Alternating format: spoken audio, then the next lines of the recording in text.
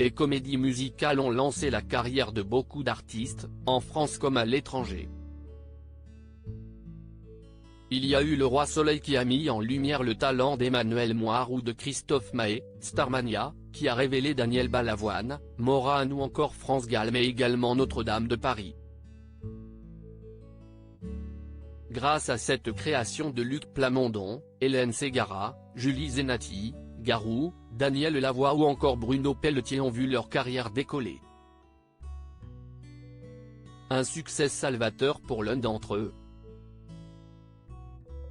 Ce vendredi 3 février, Faustine Bollard consacrait le numéro de Ça commence aujourd'hui aux stars de comédie musicale.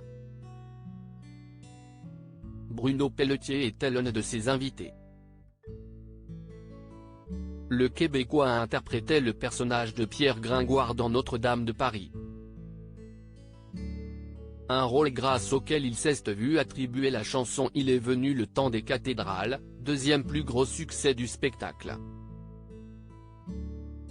Cette consécration, Bruno Pelletier l'avait amplement méritée après avoir vécu des années de galère et être passé à 2 doigts de la mort. Sur le fauteuil face à la femme de Maxime Chatham, Bruno Pelletier a confié que s'il avait toujours eu la musique dans le sang, il avait débuté professionnellement dans les arts martiaux en montant son propre club de karaté avec un ami. Mais trop attiré par la scène, l'artiste lâche les rênes et se consacre pleinement à la musique. Je gagnais ma vie à faire ça. Il y avait assez d'endroits pour faire des petits concerts, des bars. C'était très hard rock, heavy metal.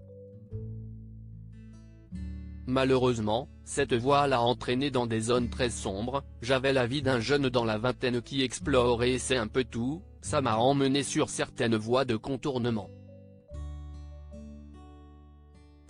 Je suis tombé dans les excès, l'alcool, la drogue et tout ça. Je suis ressorti de là assez rapidement parce que j'ai eu une très mauvaise expérience, une overdose. Je me suis retrouvé à l'hôpital.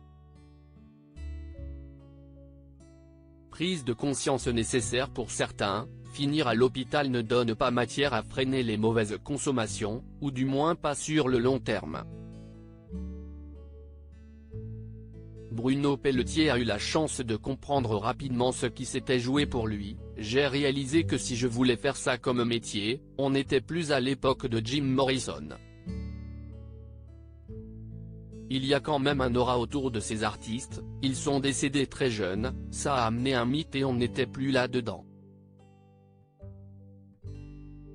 Si j'avais envie de faire ce métier-là, il fallait que je sorte de ce rouage malsain. Les arts martiaux m'ont aidé. Je me suis mis à travailler vraiment sérieusement et les choses sont arrivées au début de la trentaine. Parmi elles, une rencontre avec un certain Luc Plamondon.